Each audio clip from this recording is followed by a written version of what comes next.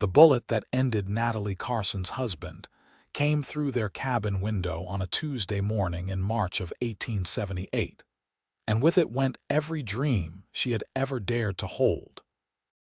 She stood now at the edge of Ellsworth, Kansas, 3 years later, watching the sun bleed across the prairie sky, wondering if she had made a terrible mistake coming back to this unforgiving land.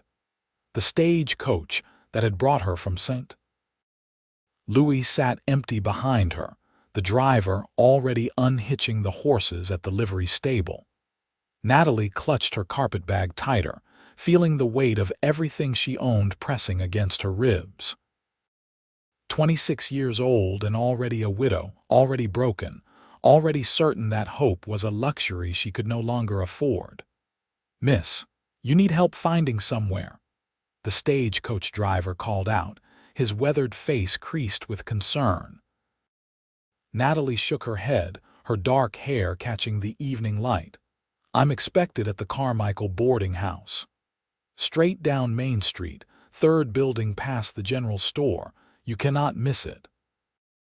She nodded her thanks and began walking, her boots stirring up dust that coated the hem of her black dress. 3 years of mourning, 3 years of working as a seamstress in her sister's cramped apartment in St. Louis, 3 years of watching life happen to other people while she existed in a gray fog of yesterday. But her sister's husband had made it clear that Natalie had overstayed her welcome, and the advertisement in the St. Louis newspaper had seemed like providence. "Seamstress needed in Ellsworth, Kansas. Room and board provided. Inquire at Carmichael boarding house." It was not much, but it was something. Something that did not require her to dream or hope or believe in anything beyond the simple act of pushing a needle through fabric. The boarding house was exactly where the driver had indicated, a 2-story wooden structure with a sagging porch and windows that glowed warmly against the gathering dusk. Natalie raised her hand to knock, but the door swung open before her knuckles made contact. "You must be Miss Carson." A plump woman with graying hair and kind eyes stood in the doorway, already reaching for Natalie's bag.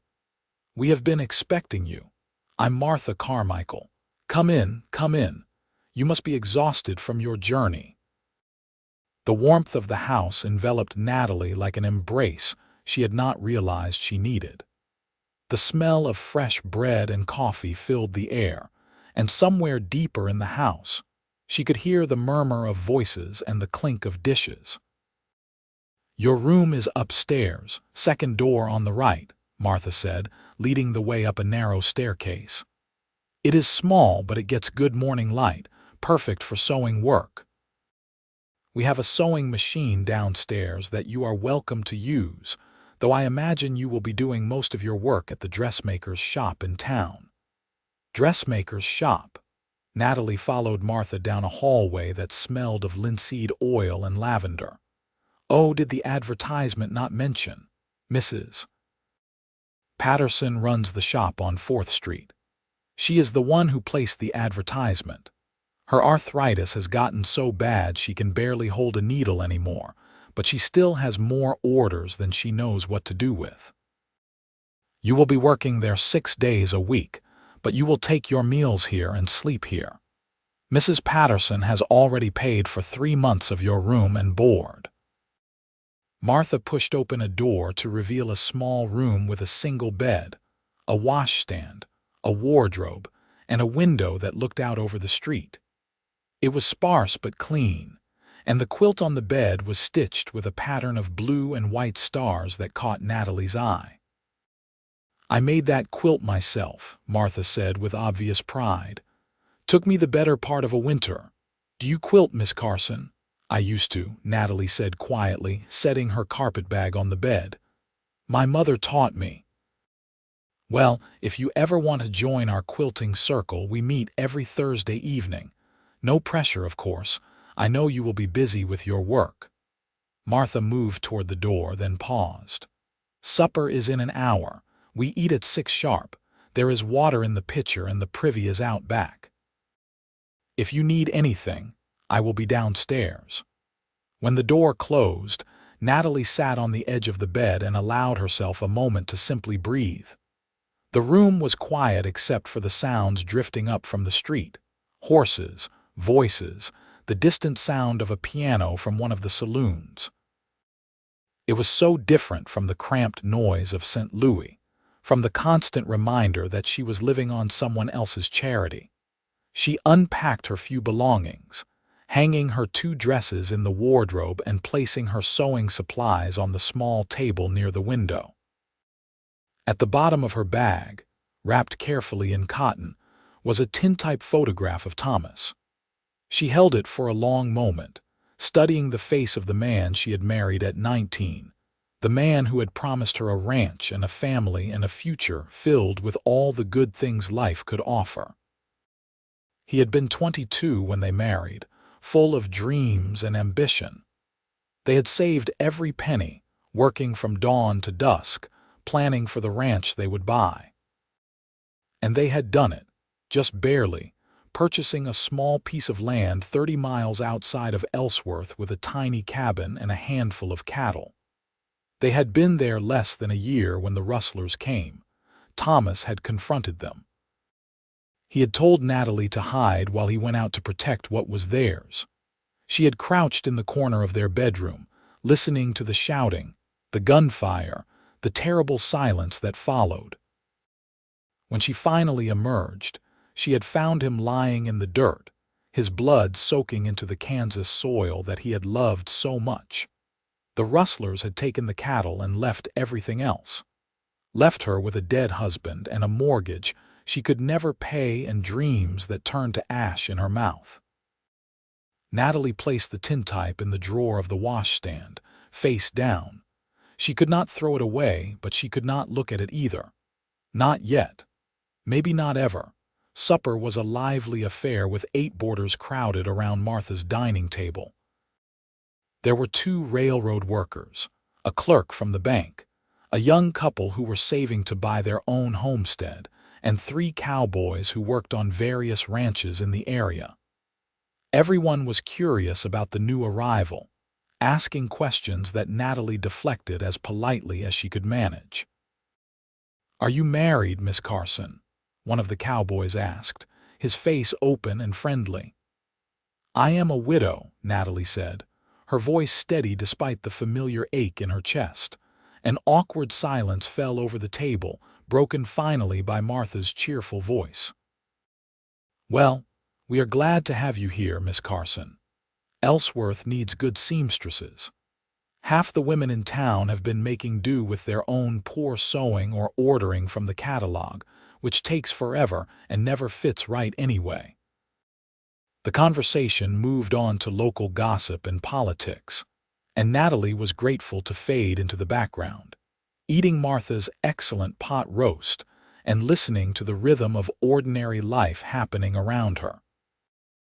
It was strange and comforting at the same time, this reminder that the world continued turning even when your own world had stopped.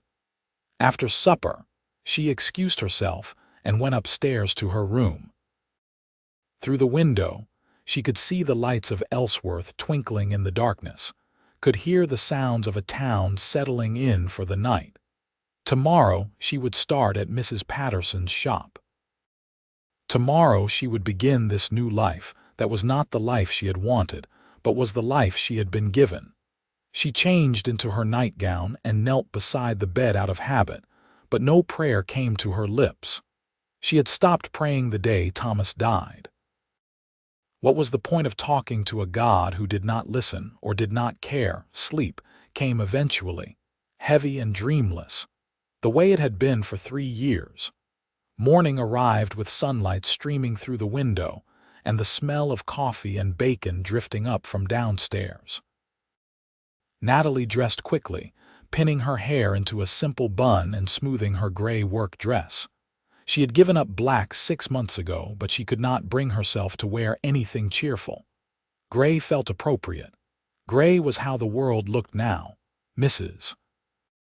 Patterson's dress shop was a tidy building sandwiched between the saddle maker and the telegraph office. The front window displayed a beautiful green silk dress on a dressmaker's form, and when Natalie pushed open the door, a small bell chimed overhead. "You must be Miss Carson." A thin woman with silver hair and gnarled hands came forward, her face lighting up with relief. "Oh, thank heavens! I have been drowning in orders and my hands just will not cooperate anymore. I am Ellsworth Patterson. Welcome, welcome." The shop was exactly the kind of place Natalie had always dreamed of owning. Shelves lined with bolts of fabric, drawers full of ribbons and lace, a large cutting table in the center, and 2 sewing machines against the far wall. Pattern books were stacked on a side table, and in the back corner, a dressmaker's form stood draped with what looked like the beginnings of a wedding dress. "I have so much to show you," Mrs. Patterson said, gesturing Natalie toward the cutting table where a stack of orders sat waiting. "Let me explain how I organize everything." The morning passed quickly as Mrs. Patterson walked Natalie through her system, showing her where everything was kept and explaining her methods. There were orders for everyday dresses, church dresses, riding skirts, men's shirts, and even a few requests for alterations. Mrs. Patterson's prices were reasonable, her work was excellent, and she had clearly built a thriving business over the years. "I cannot do the fine work anymore, Mrs. Patterson said, holding up her twisted fingers, "but I can still cut patterns and help with the fitting. Between the 2 of us, we should be able to keep up with the demand. And who knows, maybe we can even expand the business a bit. I have always wanted to offer more ready-made items, but I have never had the help to make it possible." Natalie felt a small flicker of something that might have been interest. "What kind of ready-made items?" "Oh, simple things. Aprons, shirtwaists, children's clothing. Items that people need but do not want to wait weeks to have custom made. We could keep a stock in the shop, sell them right off the shelf. I think it could be quite profitable." It was a good idea, Natalie had to admit, and the work itself felt good in her hands, familiar and comforting. By midday, she had finished hemming 2 dresses and was starting on a shirt for one of the local ranchers. "That reminds me," Mrs. Patterson said, looking up from the pattern she was pinning. "One of my best customers will be coming in this afternoon for a fitting. He owns the largest ranch in the county, just north of town. Very particular about his clothes, but always polite and pays on time. His name is James Ellis. You will probably be doing most of his work from now on." The name meant nothing to Natalie, but she nodded and returned to her sewing. Customers came and went throughout the afternoon, mostly women picking up orders or dropping off fabric for new projects. Mrs. Patterson handled most of the interactions, introducing Natalie simply as her new assistant. It was nearly 4 o'clock when the shop door opened and a man stepped inside, removing his hat as he entered. Natalie glanced up from the shirt she was stitching and felt her breath catch unexpectedly. He was tall, well over 6 feet, with broad shoulders and a lean build that spoke of physical labor. His hair was dark brown, touched with gray at the temples despite the fact that he could not have been more than 32 or 33. His face was weathered by sun and wind, with strong features and eyes that were in startling shade of blue. He wore clean denim pants, a pressed white shirt, and a leather vest, and there was a quiet confidence in the way he carried himself. "James," Mrs. Patterson said warmly. "Right on time as always. Your shirts are ready for fitting." "Come, come." James Ellis crossed the shop with long strides, his boots loud on the wooden floor. His eyes swept the room and landed on Natalie for just a moment. Something flickered in his expression, curiosity perhaps, but then Mrs.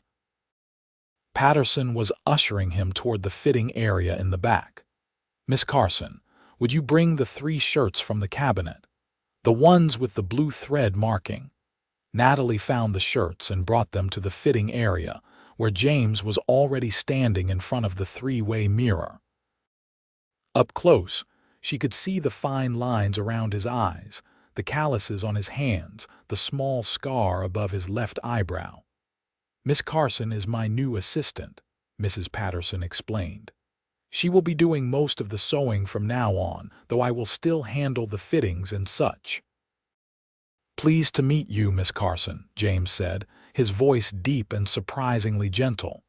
He did not offer his hand, which would have been inappropriate, but he nodded respectfully. "Mr. Ellis," Natalie replied, her voice cool and professional. She helped Mrs. Patterson with the fitting, taking notes on the adjustments that needed to be made. James Ellis needed the shoulders taken in slightly on one shirt and the sleeves lengthened by half an inch on another.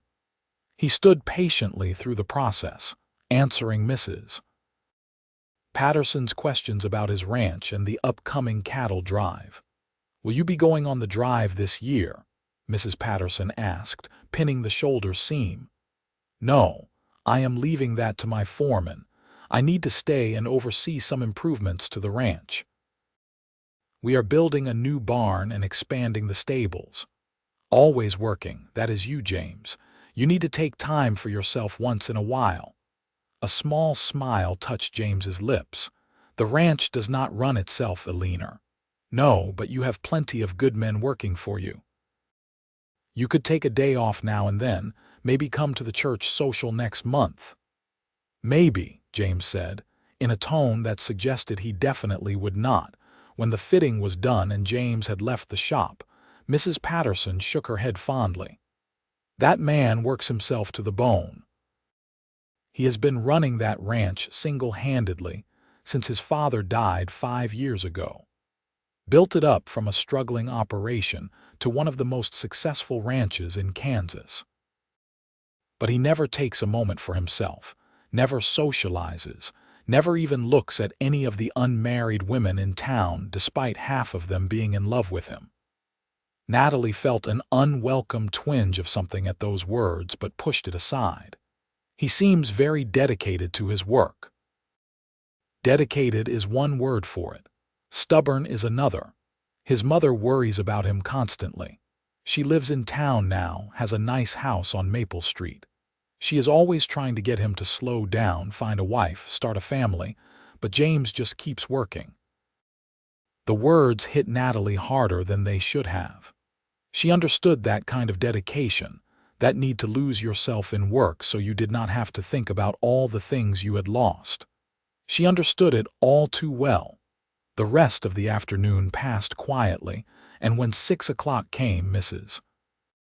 Patterson locked up the shop and walked with Natalie back to the boarding house. "You did excellent work today, Miss Carson. I think we are going to make a fine team." "Thank you, Mrs. Patterson. I enjoyed it." And she had, Natalie realized with some surprise. It had felt good to be useful, to create something with her hands, to have a purpose beyond simply getting through another day. Over the next few weeks, Natalie settled into a routine.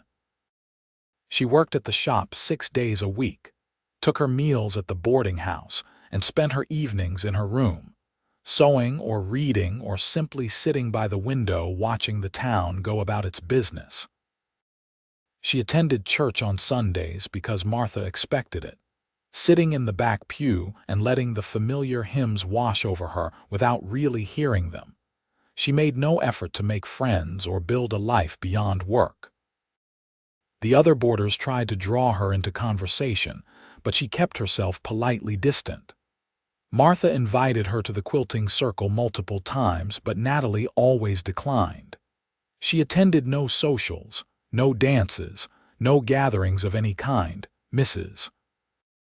Patterson worried about her, Natalie could tell, but the older woman was kind enough not to push. She simply provided steady work and gentle conversation during their long days in the shop.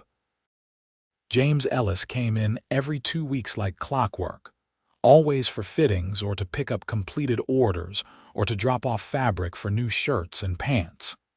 He was unfailingly polite, always respectful, but Natalie noticed that he too kept himself at a distance from the world.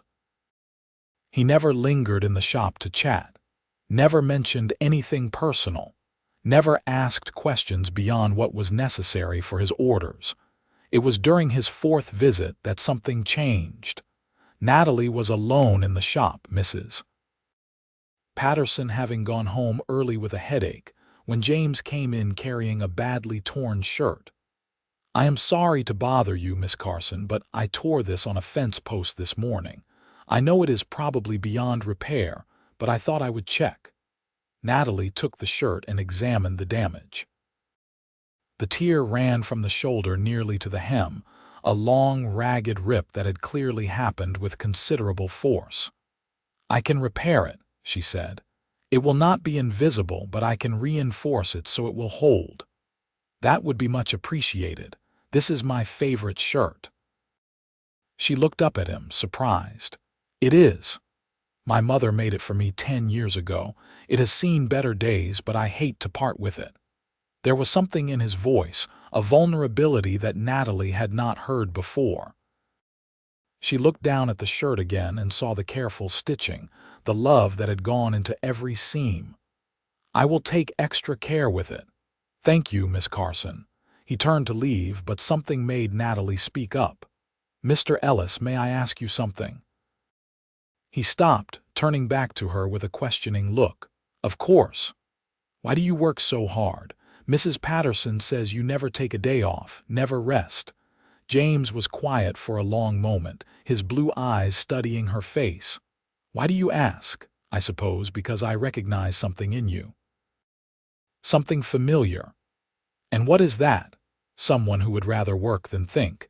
Someone who would rather be useful than happy." The words hung in the air between them, too honest and too raw. Natalie felt heat rise to her cheeks, embarrassed by her own boldness. But James did not look offended.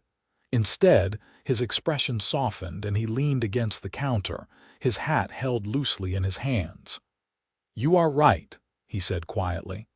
"I work because when I am working, I do not have to think about all the things I cannot change. I do not have to think about my father dying before he got to see the ranch succeed. I do not have to think about getting older without a family of my own. I do not have to think about dreams that seem further away with each passing year." His honesty stunned her. This man she had pegged as distant and guarded had just opened a door, and Natalie found herself stepping through it without thinking. "I work for the same reason," she admitted. "When I am sewing, I do not have to remember what I lost. I do not have to think about the future I was supposed to have." "You are a widow," Martha mentioned. "I am sorry for your loss." "It was 3 years ago. I should be past it by now." "Grief does not follow a schedule, Miss Carson." They stood in the quiet shop, two people who understood each other in a way that words could not quite capture. Natalie felt something shift inside her, a crack in the wall she had built around herself. "I should go," James said finally. "But thank you for agreeing to fix the shirt. It means more than you know." After he left, Natalie sat down at her sewing machine and held his mother's shirt in her hands. She could see where the fabric had worn thin in places, where seams had been repaired before, where the collar had been turned to extend its life. This was a shirt that had been cherished, and Natalie felt a sudden fierce determination to restore it as perfectly as she could. She worked on it that evening in her room, her needle moving in tiny, careful stitches. The tear was long, but the fabric was strong enough to hold.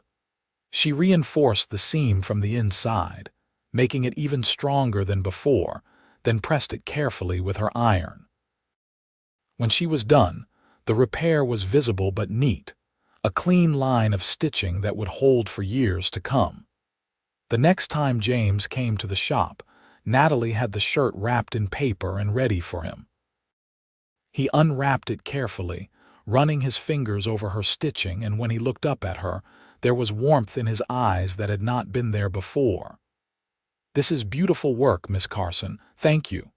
"You are welcome, Mr. Ellis, James," he said. "Please call me James." Then you should call me Natalie." Something changed between them after that. James started coming to the shop more often, sometimes with orders but sometimes just to talk. He would lean against the counter while Natalie worked, telling her about the ranch, about the challenges of raising cattle, about his plans for the future.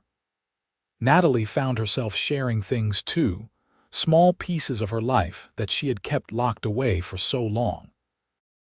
She learned that James was 33, that he had taken over the ranch when his father died suddenly of a heart attack, that he had two younger sisters who were both married and living in other states. She learned that he loved the land with a fierce passion, that he believed in treating his workers fairly, that he had a vision for building something that would last for generations.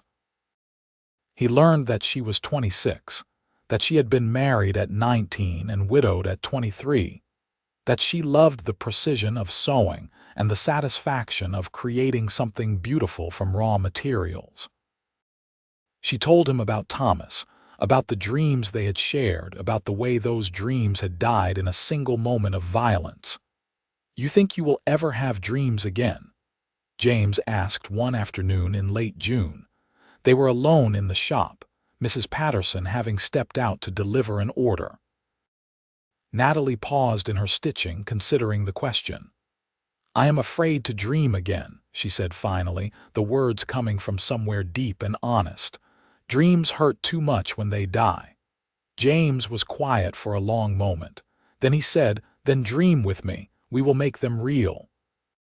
She looked up at him, startled by the intensity in his voice. "What? I have dreams, Natalie. I have so many dreams for the ranch, for the life I want to build. But they feel empty when I think about achieving them alone. Dream with me. Let me help you believe again." Her heart was pounding, and she felt tears prick at her eyes. "I do not know if I can." "You do not have to decide right now. Just think about it. Think about the possibility that maybe, just maybe, it is okay to want something again." He left soon after, and Natalie sat at her sewing machine with her hands trembling. No one had challenged her like this. No one had pushed past her walls and asked her to be brave. It terrified her.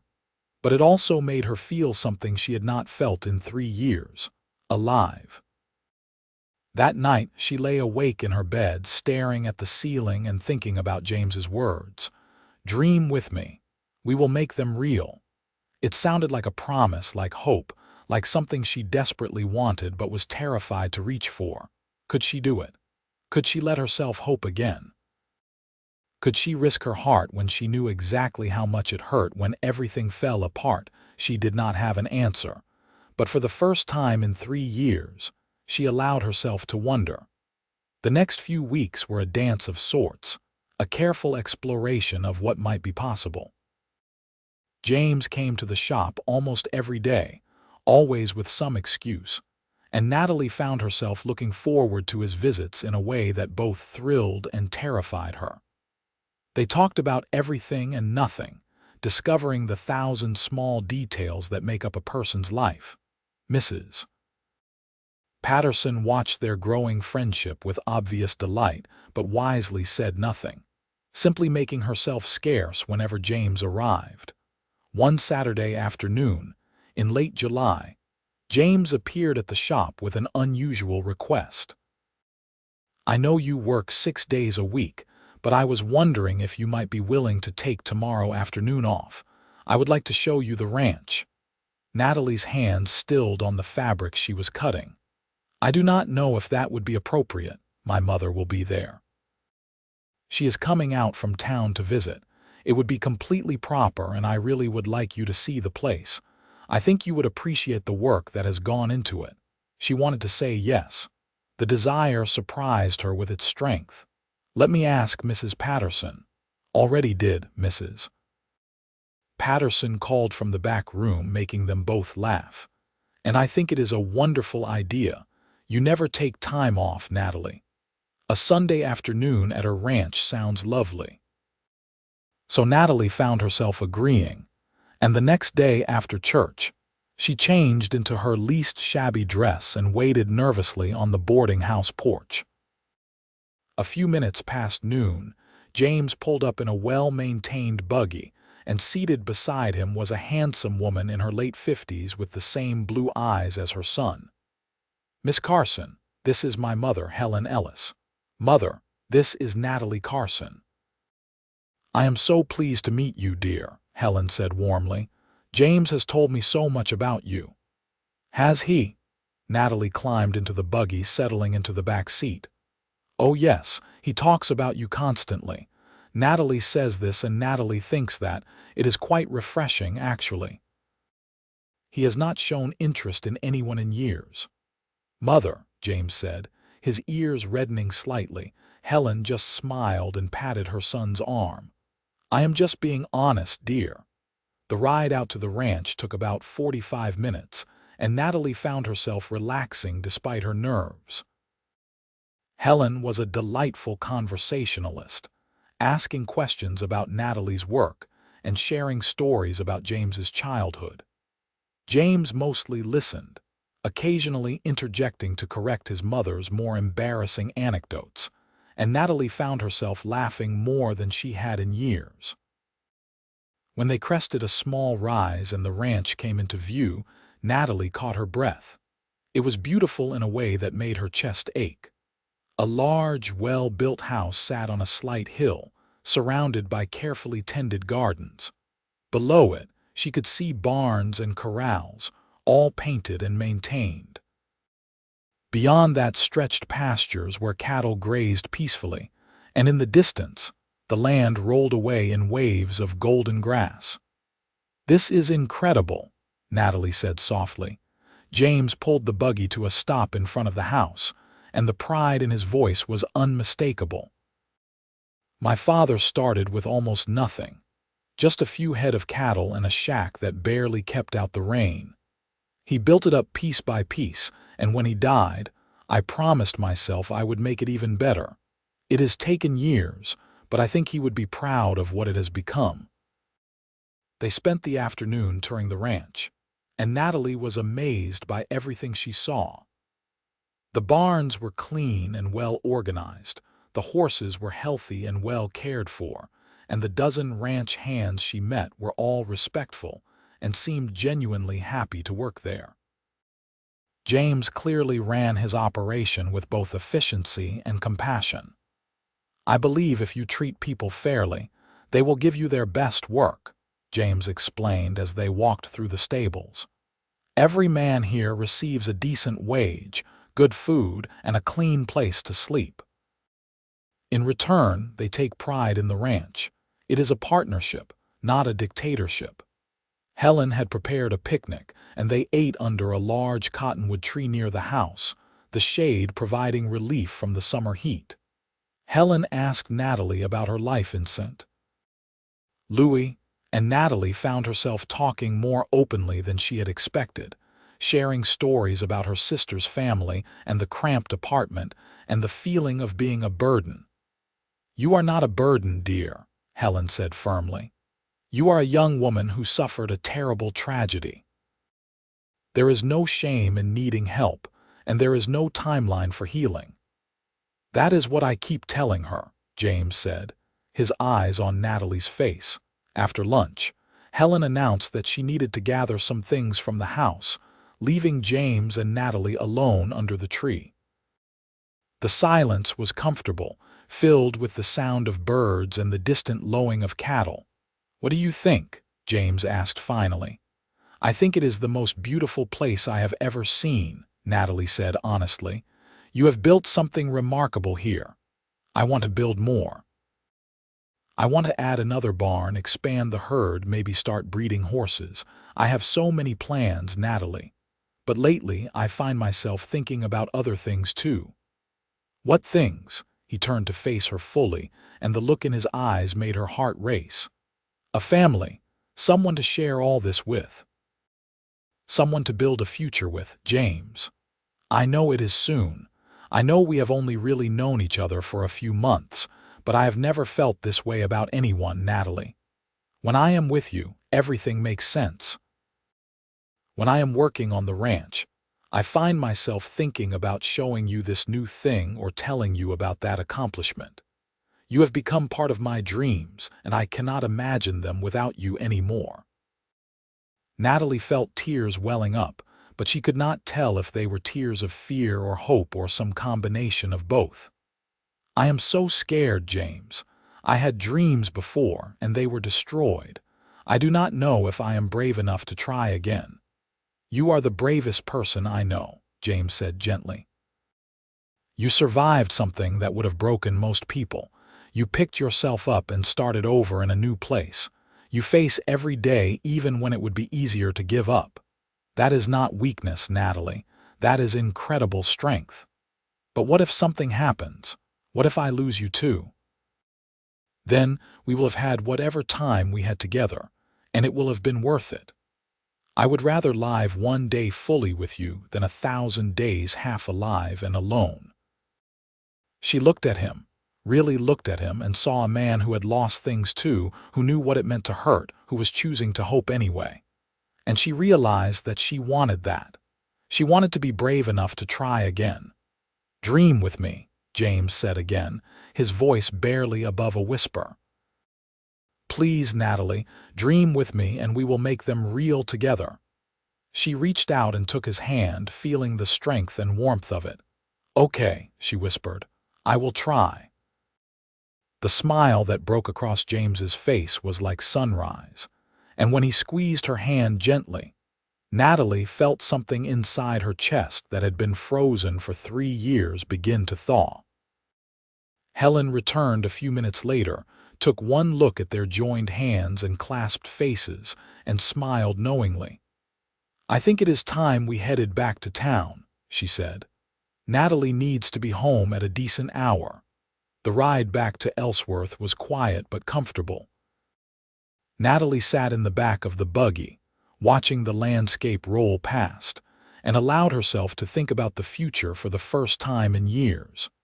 It was terrifying and exhilarating all at once. When they arrived at the boarding house, James helped her down from the buggy, his hands steady on her waist. "May I call on you properly?" he asked. "Perhaps take you to dinner. I would like that. Next Saturday evening." "Yes."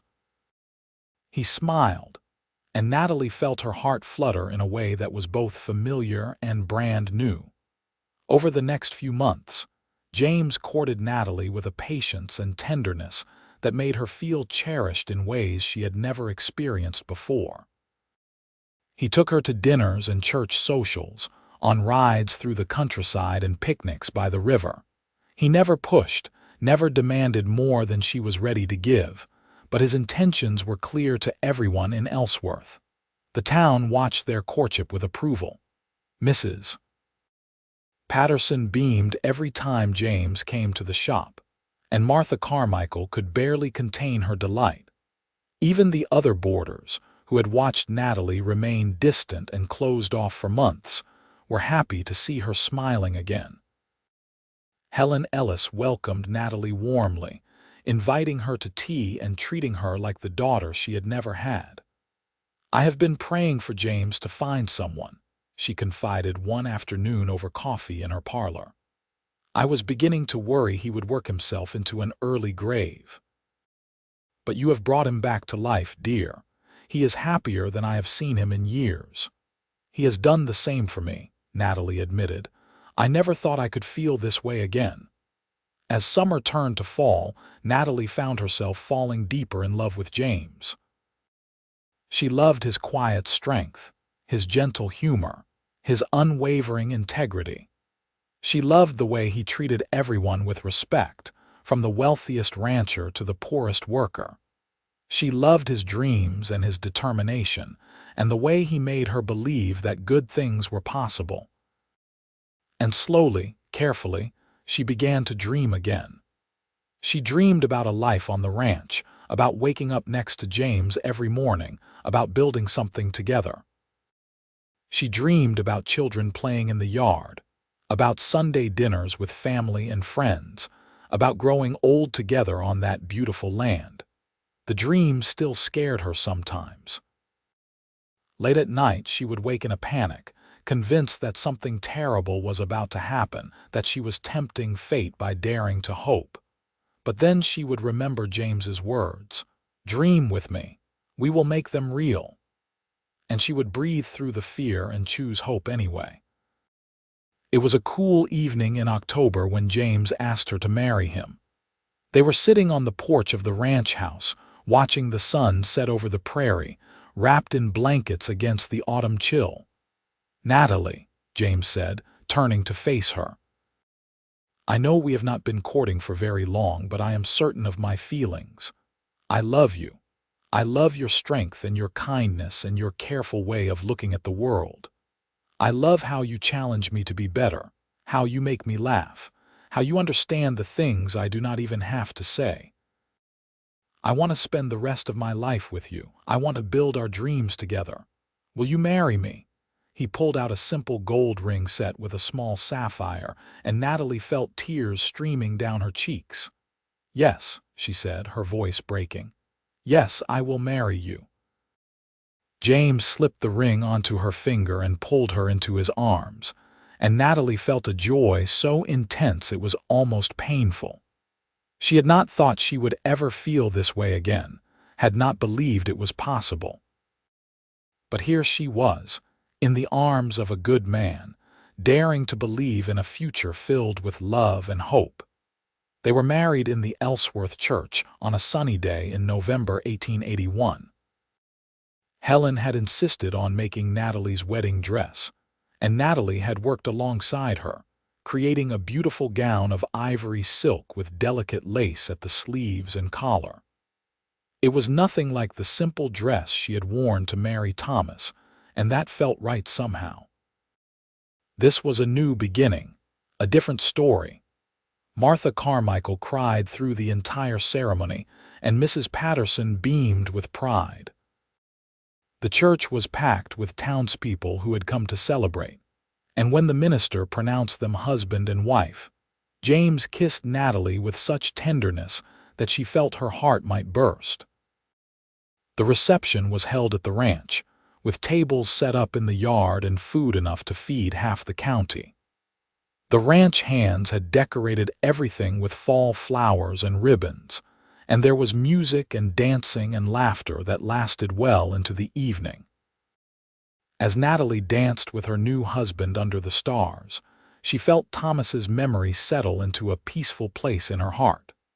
She would always love him, would always carry the pain of losing him, but she could see now that loving James did not diminish what she and Thomas had shared. The heart had room for both grief and joy, for memory and hope. "What are you thinking about?" James asked, his hand warm on her waist as they swayed to the music. "I am thinking that I am glad I was brave enough to try again. I am thinking that you were right about dreams." "What about dreams?" "That they are worth the risk. That some dreams are worth fighting for, even when you are afraid." James pulled her closer, and Natalie rested her head on his shoulder, feeling safe and loved and home. Life on the ranch was everything Natalie had hoped for and more. She discovered that she loved the rhythm of ranch life, the early mornings and the hard work, and the satisfaction of building something together. She continued to do some sewing work for Mrs.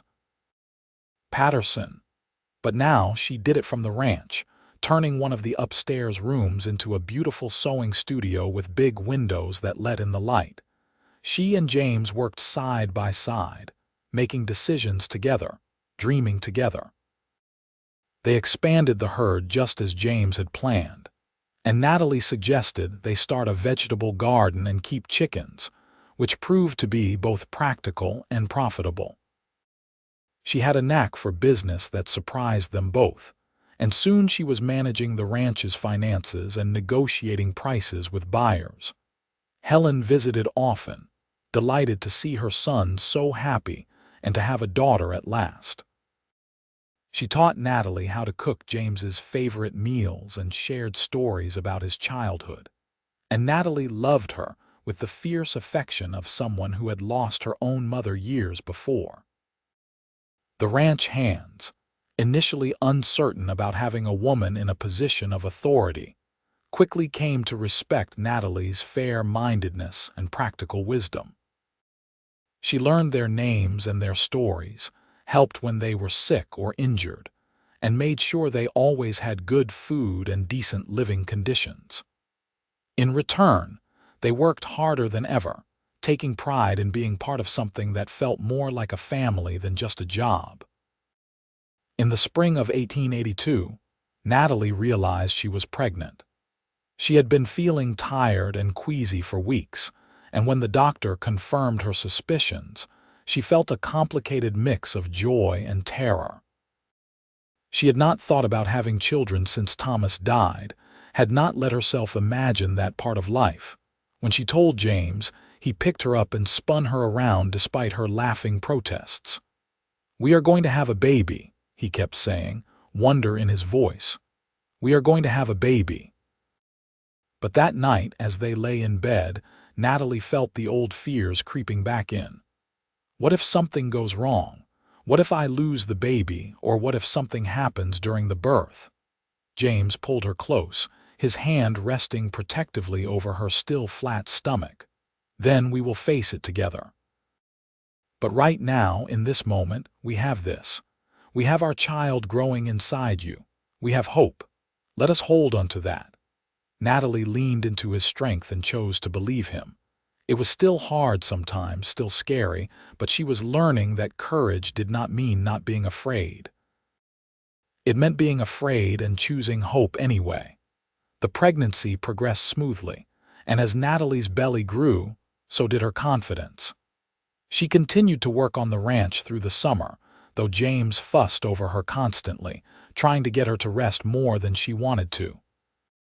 Helen came to stay at the ranch a month before the baby was due, declaring that she would be there to help when the time came. Natalie was grateful for her presence, for her calm competence and wealth of knowledge. On a cool evening in early November, just a few days past their first wedding anniversary, Natalie went into labor. It was long and difficult, and there were moments when Natalie was certain she could not do it, when the pain was too much and she was too exhausted. But James stayed by her side the entire time, holding her hand and speaking words of encouragement. And Helen moved around the room with practiced efficiency, guiding her through each contraction. And then, just as dawn was breaking over the prairie, Natalie heard the most beautiful sound in the world, her baby crying. "It is a boy," Helen said, tears streaming down her face as she wrapped the baby in a soft blanket. "You have a son." James was crying too, as Helen placed the baby in Natalie's arms, and Natalie looked down at the tiny, perfect face and felt her heart expand in ways she had not known were possible. He had dark hair like James and a serious little face, and when his eyes opened briefly, she could see they were the same startling blue as his father's. "What should we name him?" James asked, his voice thick with emotion. Natalie looked up at her husband, at this good man who had taught her to dream again, who had shown her that it was possible to love and hope and build a future even after loss. "How about Thomas James Ellis, after both our fathers?" James's eyes widened, and then he was kissing her forehead, her cheeks, her lips. "That is perfect. That is absolutely perfect." Little Tommy, as they called him, was a healthy, happy baby who quickly became the center of their world. Natalie discovered that motherhood came more naturally to her than she had expected. And James was a devoted father who could often be found in the nursery at all hours, just watching his son sleep. The ranch continued to thrive, and with Helen's help during those early exhausting months, Natalie was able to balance motherhood with her work. They hired a young woman from town to help with the house and the baby, giving Natalie the freedom to remain involved in the ranch's operations. When Tommy was 6 months old, Natalie realized she was pregnant again. She and James had talked about wanting several children, but she had not expected it to happen quite so quickly. This time, the fear was less intense. She had done this once and she could do it again. Their daughter was born in the summer of 1883, on a hot July afternoon when the prairie grass shimmered golden in the sun. The labor was shorter this time, and when Helen placed the baby girl in Natalie's arms, Natalie felt the same overwhelming rush of love she had felt with Tommy. "She is beautiful," James said, touching his daughter's tiny hand with wonder. "She looks just like you." They named her Grace Helen Ellis, and she proved to be the opposite of her serious older brother. Where Tommy was quiet and observant, Grace was loud and demanding. Where Tommy was content to watch the world, Grace wanted to be part of everything. Watching her children grow, seeing James interact with them with such patience and love, Natalie often thought about how far she had come from that broken young widow who had arrived in Ellsworth, afraid to hope for anything. She had built a life beyond her wildest dreams, not by forgetting the past, but by finding the courage to embrace the future. On their third wedding anniversary, James surprised her by taking her back to the cottonwood tree where he had first asked her to dream with him. "Do you remember what you said that day?" he asked, pulling her into his arms. "I said I was afraid to dream again. And do you remember what I said? You said, 'Dream with me. We will make them real.'" James smiled and gestured to the ranch spread out before them. "Look at what we have made real, Natalie. Look at our home, our children, our life together. Every dream we dared to dream has come true." Natalie looked at the ranch house where their children were napping, at the prosperous operation they had built together, at the life they had created through hard work and hope and love. "We have made them real," she agreed. "Every single one." "So dream with me again," James said. "What do you dream about now?" Natalie thought about it, realizing that her dreams had changed. They were no longer about just surviving or getting through the day. They were about the future, about possibilities, about all the good things that might come. "I dream about watching our children grow up on this land. I dream about teaching Grace to sew and watching Tommy learn to run the ranch. I dream about more children if we are blessed with them. I dream about growing old with you, sitting on our porch and watching our grandchildren play. I dream about a life filled with love and purpose and all the ordinary beautiful moments that make up a good life." "Those are good dreams," James said softly, "and we will make them all real. I promise you that, Natalie. We will make them all real." And they did. Over the years that followed, Natalie and James built a life that was rich in all the ways that mattered. They had 4 more children. Another son they named William, twin girls they called Sarah and Elizabeth, and a final daughter named Alice. The ranch house rang with laughter and noise, and the beautiful chaos of a large, happy family. Natalie never gave up sewing entirely. It remained her refuge and her joy, and she passed the skill on to her daughters, sitting with them in her sewing studio and teaching them the same way her own mother had taught her. Mrs. Patterson eventually retired and sold the dress shop to a young woman from Topeka, but Natalie remained her friend until the older woman's death in 1895. Martha Carmichael became like a second mother to Natalie, and her boarding house remained a gathering place for the family. Helen lived to the age of 78, long enough to see all 6 of her grandchildren grown and to meet several of her great-grandchildren. She died peacefully in her sleep in 1901, and Natalie grieved her as deeply as she would have grieved her own mother. The ranch continued to grow and prosper beyond even James's ambitious dreams. They expanded into horse breeding as he had once planned, and their stock became known throughout Kansas and beyond for quality and soundness. Tommy showed a natural aptitude for ranching and took over more and more responsibility as he grew older. William proved to have a head for business and handled the financial side of operations. The girls each found their own paths, but all of them remained close to the ranch and the family. There were hard times too. A drought in 1886 tested them severely, and they lost a significant portion of the herd. But they rebuilt, leaning on each other and the community they had helped build. A fire in 1889 destroyed one of the barns, but the neighboring ranchers came together to help rebuild it. Grace almost died from scarlet fever when she was 12, and Natalie spent weeks at her bedside, praying and hoping and refusing to give up. And Grace recovered, growing up to be strong and healthy and full of the same fierce determination as her mother. Through it all, Natalie and James held fast to each other and to the dreams they had built together. They weathered every storm, celebrated every joy, and built a partnership that only grew stronger with time. On their 25th wedding anniversary in 1906, their children surprised them with a party that brought together friends and family from across the state. The ranch was filled with people, music, and laughter. And as Natalie looked around at the life they had created, she felt overwhelmed with gratitude. "What are you thinking about?" James asked, finding her standing alone on the porch for a moment of quiet. "I am thinking about that terrified widow who came to Ellsworth 25 years ago.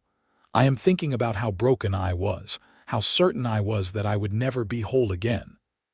James put his arm around her, and Natalie leaned into him, still finding comfort in his solid presence. "And now I know that broken things can heal, not by forgetting what hurt them, but by finding the courage to try again. You taught me that, James. You taught me that it is okay to dream again." "We taught each other," James said. "I was just as stuck as you were, Natalie, just as afraid. But together, we found the courage to hope." They stood together on the porch, watching the sun set over the prairie they both loved, surrounded by the sound of their family celebrating inside the house. Tommy was there with his wife and their 3 children. William had brought his fiancée, a smart young woman from Kansas City. Grace was dancing with her sweetheart, a neighboring rancher's son whom everyone expected her to marry within the year. The twins were playing piano duets, filling the house with music. And Alice, their baby at 16, was leading the smaller children in some complicated game. "We made them real," Natalie said softly. "All those dreams we were so afraid to dream, we made every single one of them real." James pulled her closer, pressing a kiss to her temple. "And we will keep making them real for as long as we live." They returned to the party, to the warmth and noise and celebration, and Natalie felt a peace that went bone deep. She had learned the hardest lesson life could teach: that loss is inevitable, but so is love. That grief is real, but so is joy. That being afraid is human, but being brave enough to hope anyway is what makes life worth living. As the years continued to pass, Natalie and James settled into the comfortable rhythm of a long marriage. They still worked together on the ranch, though they left more and more of the day-to-day operations to their sons. They still dreamed together, planning for the future even as they enjoyed the present.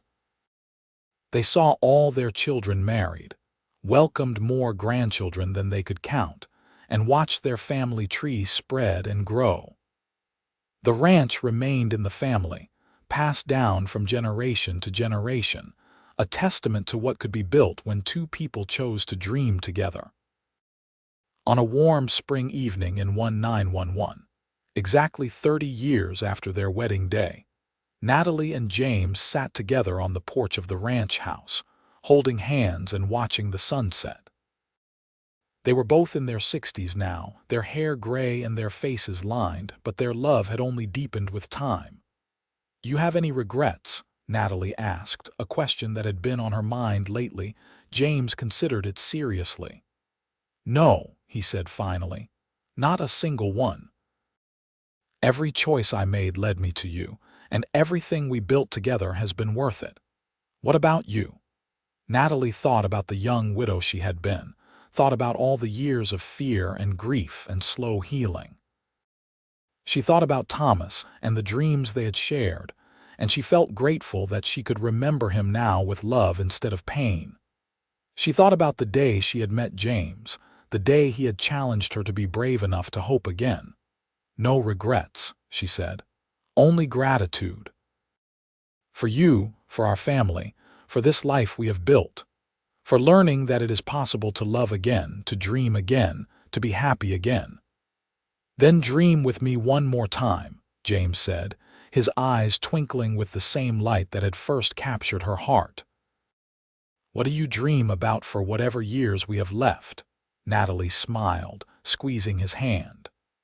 "I dream about exactly this. More sunsets with you, more time with our family, more years of building and growing and loving. I dream about the simple blessing of ordinary days with you, James. That is all I need." "Then that is what we will have," James promised, "for as long as God gives us." And they did have those years, blessed years filled with the quiet joy of growing old together.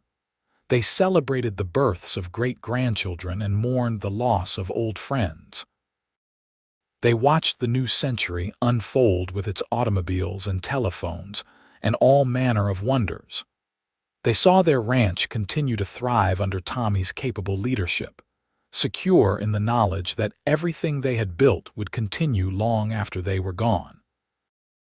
Natalie lived to the age of 73, dying peacefully in her sleep on a summer night in 1928 with James holding her hand. She passed surrounded by her children and grandchildren, in the house she had made a home, on the land she had learned to love. James grieved her deeply but without bitterness. She had given him 47 years of partnership and love, and he was grateful for every single day. He lived another 5 years, dying at the age of 88, and his last words were, "I am coming, Natalie. Wait for me." They were buried side by side on a hill overlooking the ranch, and their gravestone bore a simple inscription chosen by their children. They dreamed together and made them real. The ranch continued to thrive for generations after, a testament to what Natalie and James had built. But more than the land or the cattle or the buildings, their real legacy was the family they had created, the love they had shared, and the lesson they had taught everyone who knew them. That it is never too late to dream again, that broken hearts can heal, and that the bravest thing anyone can do is choose hope over fear. Years later, their great-granddaughter would find a box of letters in the attic of the ranch house. Love letters that Natalie and James had written to each other during their courtship and throughout their marriage. In one of them, written by James early in their relationship, she found the words that had defined their life together. "My dearest Natalie, I know you are afraid to dream again. I understand that fear because I have felt it too. But I promise you this, if you will dream with me, we will make those dreams real. Together we can build something beautiful. Together we can create a life worth living. All I ask is that you be brave enough to try. Dream with me, my love. Dream with me, and I promise you will never regret it." And Natalie never had.